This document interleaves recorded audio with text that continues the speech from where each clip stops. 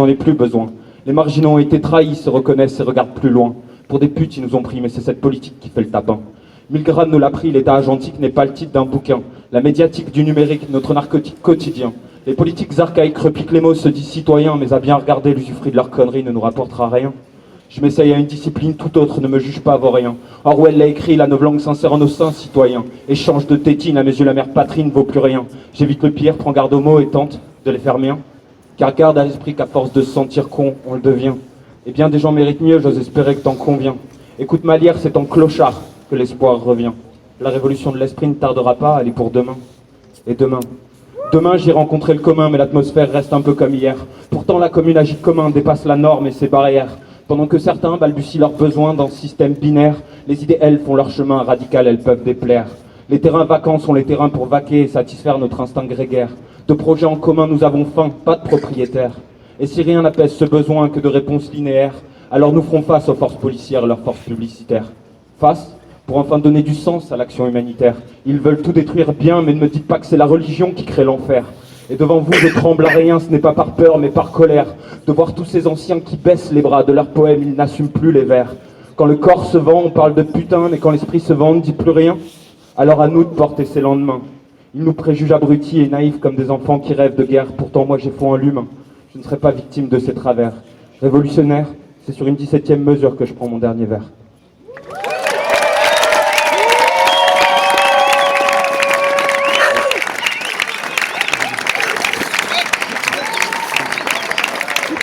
Une ovation pour Camille. Ouais.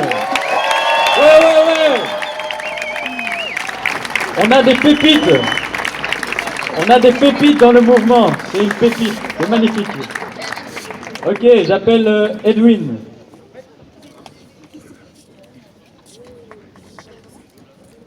Bonsoir. Alors, avant de parler vraiment en mon nom propre, parce qu'en fait je ne crois pas vraiment à la démocratie, mais je crois en l'individualité et en la liberté d'expression. Et avant de parler en mon nom, donc, je voudrais faire deux propositions. La première, comme l'a suggéré hier un remarquable rappeur, c'est les toilettes sèches pour l'Assemblée, hein, parce que bon, voilà, on pisse partout. Et puis, et la deuxième, pour le plus long terme, ce serait peut-être, on peut redéfinir ce que c'est que le peuple, hein, mais une maison du peuple permanente, pour pouvoir de manière permanente exprimer nos souhaits, nos visions en tant que personne humaine. Alors avant en préambule de mon pamphlet, parce que je suis là pour ça, je voudrais citer un éminent linguiste allemand qui s'appelle Herbert Marcuse, qui est un peu le théoricien de la contre-culture mondiale. Il est aussi le mentor d'Angela Davis, si quelques personnes la connaissent ici dans l'Assemblée. Eh bien, il disait que les institutions qui servent à la lutte pour l'existence ne peuvent pas servir à la pacification de l'existence. Voilà. Si ça parle à quelqu'un. Les institutions qui servent à la lutte pour l'existence ne peuvent pas servir à la pacification de l'existence. Alors mon pamphlet, c'est politique, démocratie, citoyenneté, etc. Un paradigme fallacieux. Politique, démocratie, citoyenneté, voire étymologie, s'il vous plaît. Ces mots ont une signification précise et un dénominateur commun, qui est la cité impériale européenne. Savez-vous ce qu'implique l'administration d'une cité? La concentration et le fascisme, voire étymologie, s'il vous plaît. L'administration pyramidale des masses, et à l'instar des autres sciences, qu'il s'agisse de droit, de finance, d'agronomie, de religion, d'énergie ou de cybernétique, voire étymologie, s'il vous plaît, ce sont des outils de contrôle, rien de plus. Il serait bénéfique pour l'humanité tout entière, pour la vie et pour la planète, de remettre la nature, et pas l'humain justement, au centre de tout. J'ai assisté à 2 nuits debout, jusqu'ici, et ce qui ressort, Facebook, des spécialistes en sciences, un revenu universel, l'organisation, plus exactement la désorganisation sociale, La démocratie est l'illusion que tout ce merdier est nouveau, pire, presque accidentel ou perfectible. Eh ben non. Quand c'était mieux avant?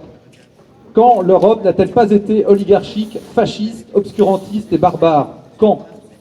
Il y a 2000 ans? 3000 ans? Peut-être plus, je sais pas. Les réponses ne se trouvent pas dans ces livres ou ces universités, mais seulement dans la nature. Et ceux qui l'ont vraiment intégré sont de moins en moins nombreux dans le monde, génocidés, méprisés et à peine considérés comme des êtres humains par la grande majorité des citoyens européens, qui contribuent plus ou moins consciemment et activement à leur extermination systématique depuis trop longtemps. Je ne sais pas si ça parle à quelqu'un. La technologie n'est pas synonyme d'artificialité, tout comme la mystique n'est pas synonyme d'anthropocentrisme. Si le mal existe, il ne doit pas être loin de cette confusion catastrophique.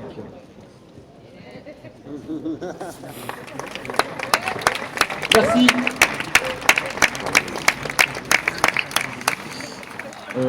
Léa. On appelle Léa. On vous rappelle d'ailleurs qu'il y a de la soupe, hein, toujours qui est disponible. Elle est super bonne, j'en ai goûté, elle est vraiment délicieuse. Donc il y a des gens qui ont passé du temps à la faire. Ce serait dommage qu'on la jette ce soir. On va pas l'acheter, on va la distribuer de toute façon, mais n'hésitez pas à venir en chercher un peu. Et Léa, qui est Léa? Où est Léa? C'est déjà passé? Bon, alors, Francis. Francis, une fois. Bonsoir. J'ai pas l'habitude de parler en public, alors s'il vous plaît, pardonnez-moi. Je vais commencer comme ça. J'ai 47 ans, 3 enfants.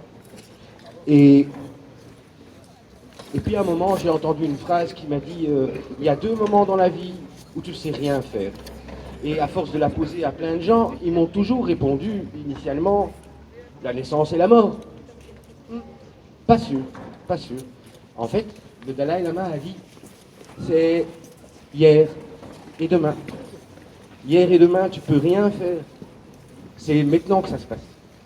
Et alors, petit signe mémotechnique. Je montre hier et demain. Et ça fait un V de victoire parce que ça se passe maintenant. Bon, voilà. Dans ma vie, ça a correspondu à quoi? Ça a correspondu à dire je suis informaticien dans une société de finance.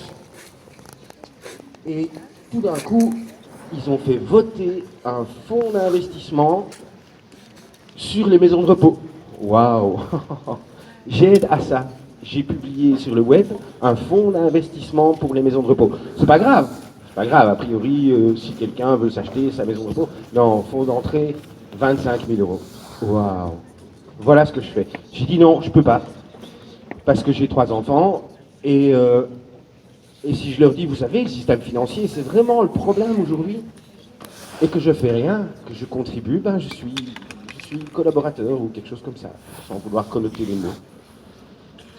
Et donc, j'ai dit, est-ce que je vous aime si je vous laisse un monde dans lequel je n'aurais pas essayé d'agir, ici et maintenant? Je vois ce qui se passe et je ne fais rien parce que tu comprends, il faut bien se nourrir, on a nos petits besoins, tu dois avoir un GSM, bonne étude et tout ça. Et donc, un des points qui, je pense, n'a pas encore été vraiment discuté dans notre assemblée, c'est, il y a 40 ans, sortie de guerre, les gens se sont dit, 60 ans, 65 ans, ils se sont dit, waouh, génial, un peu d'espoir, la guerre se termine, les Américains sont venus, merci Américains, et ils ont dit, on va faire des bébés, c'était le baby boom. Ben maintenant, 65 ans plus tard, c'est quoi? C'est le papy boom. Est-ce qu'on en parle? Eh ben, on n'en a pas encore parlé. Papy boom, société, comment on va intégrer le nombre de personnes âgées qui sont parmi nous? On les met avec leur grosse pension, on s'occupe pas d'eux, on les case, on fait quoi? Voilà. Et donc, c'était un des trucs qui me semblait, pour l'instant, absent. Ensuite, le Dalai Lama et tout ça, c'est un côté spirituel connoté. Oui, mais les religions, tout ça, je suis d'accord. La seule chose dont on dispose, notre seule réalité, ici et maintenant, elle est dictée par notre cerveau. Spiritualité, cerveau, je sais pas. Ici et maintenant, j'ai peur. Ah, la peur, elle est énorme. C'est ce qu'ils veulent faire, c'est la peur. La colère, la joie. Ah, joie, je sais pas. Des nouveaux courants disent c'est pas de la joie, c'est de l'euphorie. La joie, c'est ailleurs que ça se passe. Alors, beaucoup de gens m'ont dit j'ai fait un travail sur moi et j'essaye de devenir heureux, d'aimer, etc. Oui, c'est vrai. Mais ça nécessite des techniques. Alors il y a la pleine conscience, il y a la communication non violente. J'espère qu'on est tous d'accord. Communication non violente. Et voilà, je pense que ça n'a pas non plus été vraiment évoqué pour dire ok, mais humainement, intellectuellement, comment on se présente par rapport à notre société. La peur, elle est induite, elle est construite, mais elle est réelle, elle apparaît, là, je la sens. Ceux qui ont vu le film vice-versa ont eu la base de ce truc-là. Ouais, c'est un chouette film. Et voilà, et donc c'est aussi un thème qui me semble peu développé et présenté.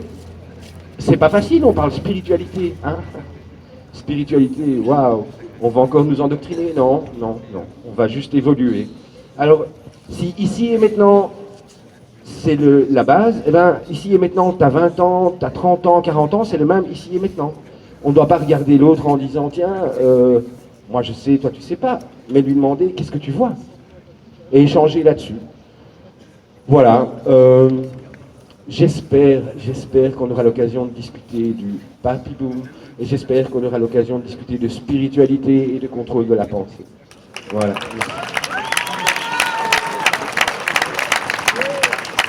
Le suivant. Amélia Angéline.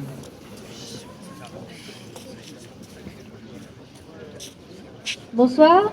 Alors juste pour rebondir avec ce qu'il vient de dire, pour s'ancrer dans la lignée aussi d'autres personnes, vous savez les gestes qu'on fait comme ça, j'ai appris aujourd'hui que c'était les bouddhistes qui faisaient ça avant. Voilà, alors c'était beau, alors je vous le dis.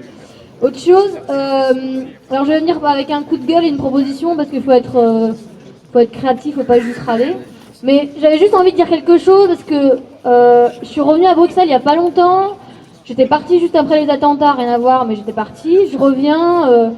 Putain, ça fait 2 semaines que le métro est bloqué, qu'on nous dit non, on va vous sécuriser. Alors on va fermer les accès, on va fermer une station sur 2, on va vous fermer le métro à 7 heures, on va mettre des militaires dans la rue et tout pour vous rassurer parce qu'on fait quelque chose. Alors moi, ça m'énerve.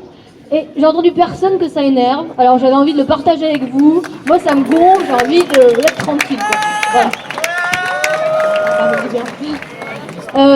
Et du coup, l'autre proposition aussi, c'était que demain et après-demain, c'est le week-end. Et je me disais, c'est dommage, il n'y a pas beaucoup d'enfants qui sont là. La première nuit, on avait dit que ça serait bien d'intégrer aussi les enfants parce que ça les concerne. Et il y a un truc, c'est que, bon, avec cette histoire de métro, du coup, il y a quand même des gens qui doivent rentrer chez eux parce qu'ils vont pas passer la nuit ici. Du coup, ils viennent pas parce qu'il n'y a plus de métro, enfin, c'est galère. Et je me disais, tiens, demain et après-demain, si on avançait la nuit et qu'on disait qu'on faisait la nuit à 18h au moins ou à 17h30 pour laisser les enfants venir. Alors je sais, on a changé d'heure en plus, il fait pas nuit, mais voilà. C'est 15h demain? C'est ça. Alors, est-ce que vous... Tiens.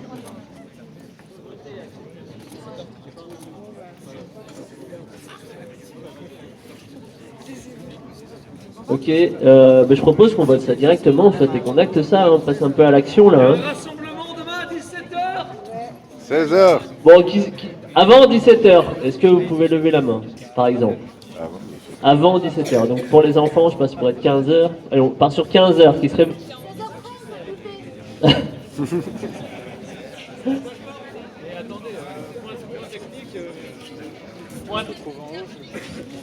Point technique, je rappelle qu'aujourd'hui c'était à 19h. Arrêtez-moi si je me gourre. C'était à 19h et en fait il y avait moins de 50 personnes à 19h. Hein. Donc est-ce que si on le fait plus tôt et qu'on se retrouve à 17h, c'est pas forcément super intéressant. Donc au moins... Ah c'est le week-end, autant pour moi, j'y étais pas, donc allez-y. Ok, donc... Je propose qu'on fasse le vote. Donc à partir de 15h, est-ce qu'on peut lever les mains les personnes qui seraient ok pour commencer à 15h? Ok. 17h? Ok. 18h? Ouais. Bon. On reparle de ça en fin de soirée.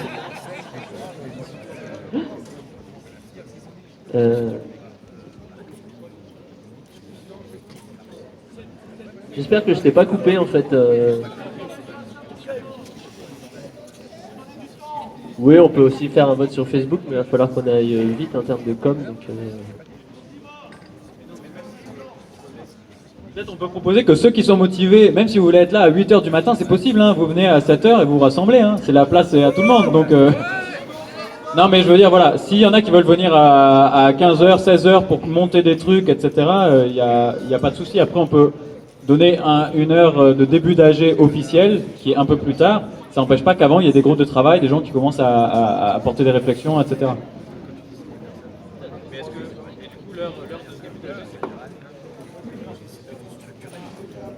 Donc, heure de début d'AG à 16h. Est-ce que ça convient à tout le monde? Non. Proposition, c'est quoi? 17h. Une proposition à 17h. Donc, AG à 17h. Est-ce que ça convient à tout le monde? Non. Proposition.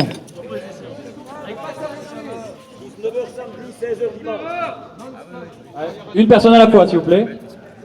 Proposition numéro 1. Non-stop. Donc toi, tu vas rester toute la nuit, toi. Tu vas pas dormir. 9h samedi, 16h dimanche. Oui, vas-y. En fait, le point d'info, c'est que demain à 17h, il y a un rassemblement qui est appelé à Stalingrad contre tous les gens, toutes les personnes qui refusent d'avoir l'état fasciste qui nous occupe, c'est-à-dire les flics, les militaires, de partout, tout le temps, ce qu'on n'ait rien voté. Et j'aimerais que ce que je viens de dire ne soit pas filmé, s'il vous plaît. Merci. Et donc, voilà. Donc, demain à 17h, c'est un mauvais calcul stratégique politique à Bruxelles. Voilà.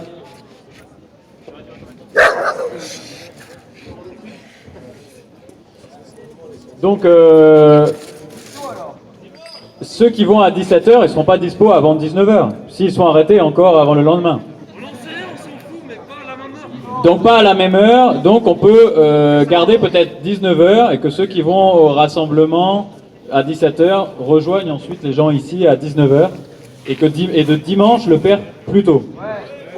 Ouais. Donc qui est d'accord avec la proposition? Demain on garde 19h et dimanche on avance à 17h. Ok, c'est une toute petite majorité, hein. C'est tout mou là. Plutôt dimanche. À quelle heure dimanche? 15h. Dimanche 15h. Qui vote oui? Oui. Ok, donc c'est acté. Demain 19h, dimanche 15h. Est-ce que vous avez pris note? Tout le monde a pris note. Merci. Et la semaine prochaine, on fait du 24/24. On fait les 3-8, on n'a peur de rien. et on bouge pas tant que ça bouge pas. Hein. Ça c'est un peu aussi le mot d'ordre. Hein. On est là quand même pour faire bouger les choses. Et donc on bouge pas d'ici. Et chaque soir, on se retrouvera ici. Tant que ça bouge pas. Hein. On compte sur vous aussi. Hein.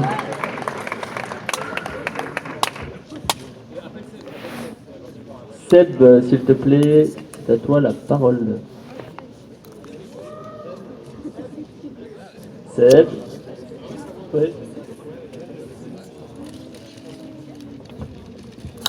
Voilà, bonsoir, je m'appelle Seb. En fait, je suis actif dans différents réseaux, et en particulier un réseau en Belgique, plutôt francophone, qui s'appelle le réseau de soutien à la culture paysanne. Ça s'appelle le RESAP. Depuis quelques années, on nous appelle les patatistes. Peut-être que certains qui sont sur Facebook et autres ont entendu parler. Et du coup, nous, on milite juste pour l'accès à la terre, pour une agriculture qui ne soit pas dépendante des multinationales, des pesticides, et tout ce qui va avec. Et pour l'autonomie des fermes, des gens qui produisent, l'autonomie à la fois de l'État, mais aussi des intrants, des multinationales. Et donc en fait, chaque année, il y a une date phare qui s'appelle le 17 avril. C'est la journée mondiale paysanne parce qu'en fait, ça commémore le fait qu'il y a 20 ans, il y a des paysans et des paysannes en Brésil qui sont fait assassiner par une milice qui les ont butés parce qu'ils occupaient une terre qui était la leur, mais sur laquelle on veut construire un barrage. Et donc chaque année, depuis cette date-là, on commémore un peu partout dans le monde la lutte paysanne. Et en fait, à Bruxelles, je vous dis pas ça pour un coup de com', parce qu'en fait, depuis des années, on sait qu'il y a plein de gens investis dans les circuits courts, les potagers collectifs, l'alimentation durable, tout le monde fait « Ouais, c'est chouette les alternatives !» Et en fait, c'est chouette, mais en fait, c'est menacé. Et en fait, c'est menacé puisque les terres agricoles sont menacées de tout temps, de partout, et qu'en fait, les luttes, il ne suffit pas d'être dans un gazap, il ne suffit pas d'être dans un jardin collectif pour résister aux relents compresseurs de l'agro-industrie. On sait que le TTIP va être un des trucs qui va amplifier, s'il passe, le fait qu'on sera moins capable de résister à ça. Et du coup, le 17 avril, donc dimanche prochain, ça a lieu dans plusieurs villes à Bruxelles, à Bruxelles et à Namur, à Liège, à Charleroi et en province de Luxembourg. Et donc l'idée, c'est de faire des actions, quelles qu'elles soient, directes, pas directes, en lien avec la question de l'alimentation, de l'agriculture, pour montrer qu'il y a des alternatives, que l'agro-industrie, on n'a pas besoin, le supermarché, on n'a pas besoin, tout ce qu'il y a derrière, on n'a pas besoin. Et spécifiquement à Bruxelles, je vais encore prendre une minute là-dessus, ça fait 2 ans qu'on avait planté des patates à Arun. Pourquoi Arun? Parce qu'Arun, Arun est le symbole de ce qu'on a décidé d'intégrer dans la ville, d'en faire donc c'est un village, mais qui fait partie de Bruxelles, et qui a été petit à petit bouffé par la bétonisation. Donc le fait qu'il y ait plein de gens qui veulent faire plein de trucs, genre l'OTAN, genre le dépôt de la STIB et d'autres. Et en fait, à Arun, le dernier truc qu'ils ont trouvé, c'est de faire construire la maxi-prison de l'État qu'ils veulent faire. Et du coup, il y a une résistance qui s'est organisée depuis 2-3 ans à Arun contre la maxi-prison et son monde. Il y a eu une occupation qui s'est fait virer illégitimement. Ça a été reconnu par la justice comme étant comme d'hab, à la police de Bruxelles, c'était pas... bref, on s'en fout. C'était pas... Ouais, c'était pas... Ouais, on s'en fout de lui, mais voilà. Et donc, en gros, ce qui se passe, c'est que le 17 avril, du coup, il y a encore des... Voilà, on remet le couvert. Il y aura des choses qui se passent à Arun et ailleurs dans Bruxelles. Et l'idée, c'est pas d'être juste dans le contre, voilà. C'est aussi d'essayer de montrer qu'il y a des alternatives. Et qu'en fait, sur un terrain comme ça, on peut soit le laisser vierge, soit surtout en faire une autre chose qu'une maxi-tôle et le monde qui va avec, à savoir 4,4 milliards de partenariats publics-privés, plein de gens et d'avoir une société de contrôle toujours plus, quoi. Et en fait, c'est une absurdité, et en fait, le débat sur la prison, personne ne l'aborde. Moi, je ne l'abordais pas il y a 3 ans, aujourd'hui je l'aborde. C'est quoi être enfermé, qu'est-ce qui se passe à Saint-Gilles, voilà. Et c'est pareil, et ça fait lien avec les centres fermés, voilà. Et c'est la politique qu'on nous propose aujourd'hui. Moi, je propose pas une politique, je propose juste qu'on lutte ensemble contre les centres fermés, contre les prisons, quelles qu'elles soient, qu'on les détruise une à une, en faisant des champs, des patates, tout ce que vous voulez. Voilà. Et donc le 17 avril, je vais faire passer les flyers. On fait une rencontre là-dessus à Bruxelles, dans d'autres endroits. Et je réitère ce que j'ai dit, je voudrais pas être en photo, merci. Voilà. Un petit rappel pour les gens qui sont venus plus tard. On a un petit coin là-bas où on fait de la poésie, on fait des caviardages poétiques. Enfin, vous êtes tous invités, on est tous invités à venir faire des caviardages poétiques avec Amélie, où on pique des mots pour créer des poèmes, des slogans politiques, poétiques, insurrectionnels, tout ce qu'on veut à partir de poésie. Et Amélie va peut-être nous lire un petit exemple. Pierre, tu veux bien traduire? Dus men kan gedichten maken, daar in het groepje daar. En die worden gemaakt door zaken te doorstrepen. Er zijn Nederlandstalige boeken, Engelstalige en Franstalige boeken. So there are English speaking books too, so you can make poems by meeting words and well, Amélie will give an example now. Une production qui vient de se faire sur le côté de la scène. S'il vous faut quoi que ce soit d'autre, vous n'avez qu'à demander. Quand voulez-vous commencer? Le plus tôt possible. Comment est-ce possible? Peut-être que tous ensemble, nous pourrons échanger la solution.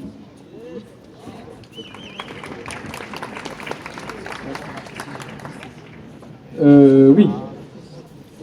Juste pour faire un petit rappel des signes de facilitation et de communication, parce que du coup j'imagine qu'il y en a qui sont arrivés en cours de route et qui n'ont pas eu le petit topo du début d'AG.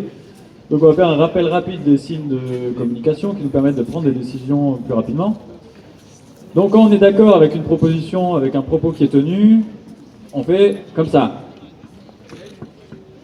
Si on n'est pas d'accord avec ça, on fait comme ça. Et je sais que vous avez aussi appris le blocage, donc ça c'est carrément qu'on bloque une proposition. et ensuite on va argumenter pourquoi. Il y a aussi le point technique, comme ça, et ça permet, donc c'est à utiliser avec modération parce que ça permet de squeezer la liste de paroles et de venir dire par exemple, il y a de la soupe ici, n'hésitez pas à vous servir. Ça c'est un point technique, je vais passer mes messages en même temps. Quoi d'autre? Il y a des réponses directes comme ça, mais je crois qu'on va pas trop les utiliser. Et qu'est-ce que on lève la main bien sûr pour on lève la main pour s'inscrire sur la liste. Ça c'est pour enchaîner quand quelqu'un est vraiment trop long et qui répète et qu'on a bien compris ce qu'il voulait dire, plutôt que l'interrompre. Si plusieurs personnes font ça, c'est un signe viral. Ça lui permet de comprendre qu'il est trop long. Comme je suis maintenant par exemple, vous pouvez le faire. Et sinon, merci. Chapeau qui dit pour exiger le silence quand ça commence à s'échauffer un peu partout, des gens interviennent sans respecter le truc. On fait ça. Silence. Et ça, c'est quoi ça? Ça, c'est pour être plus clair.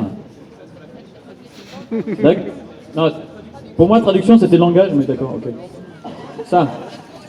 Bon, vous faites ça, vous faites ça, vous faites ça, vous faites un truc qui ressemble à un L de langage, et puis on va comprendre que c'est la traduction, quoi. Il y a un problème de traduction. De toute façon, on vous voit pas. Vous pouvez faire ce que vous voulez, on vous voit pas parce qu'on a un spot dans la figure. Donc, voilà. Ok, au suivant, c'est Renaud. C'est Renaud. Renaud et Aïcha se préparent sur les starting blocks, Aïcha. Je ne vais pas chanter, mais j'ai beaucoup apprécié ceux qui viennent s'exprimer en poème. En fait, j'apprécie. Ça fait 3 soirs que je viens et je trouve ça chouette. Moi, je crois en ce mouvement et j'ai envie que ce mouvement s'ouvre. Parce que j'ai pas envie que ça soit un cercle fermé, quoi. J'ai envie que ce soit rond. C'est pour ça, je suis désolé, mais avec les termes de commission, de structure, moi, je suis désolé, j'ai du mal avec ça. Je l'ai dit tout à l'heure. C'est pour ça que je parlais de définir, mais je veux surtout que ça s'ouvre. Je veux qu'il y ait des gens qui passent, qui se sentent intéressés. Je suis d'accord pour le dialogue. Je crois qu'un maximum de gens doivent s'exprimer aussi longtemps que ce soit nécessaire. Il y a peut-être un mec qui viendra le 512 mars et qui dira quelque chose que personne n'a entendu, quoi. Donc je suis vraiment pour ce dialogue et je suis content d'être là avec vous, voilà, franchement. Et j'étais venu avec mes filles, elles sont pas venues ce soir parce elles vont en boîte, non je déconne, mais elles vous saluent parce qu'elles savent aussi que si on est là, si vous êtes là, c'est pour elles aussi, quoi. Mais moi je suis vraiment un rassembleur, je veux exclure personne. On a parlé beaucoup des autorités, des décideurs. Si nous on se définit comme citoyens ou comme êtres humains qui décidons, acceptons tous les avis, que chacun vienne s'exprimer. Il y a des gens qui sont ici, qui ne se sont pas encore assis sur les marches, qui ont peut-être des choses à dire. Parfois, ils ont peur. J'ai vu une jeune fille qui est venue, et je la respecte beaucoup, et je salue son courage, parce que pour moi, c'est vers ce dialogue-là, vers ces avancées-là, libres et libertaires, si vous voulez. Mais enfin, voilà. Ben, je vous aime. Merci.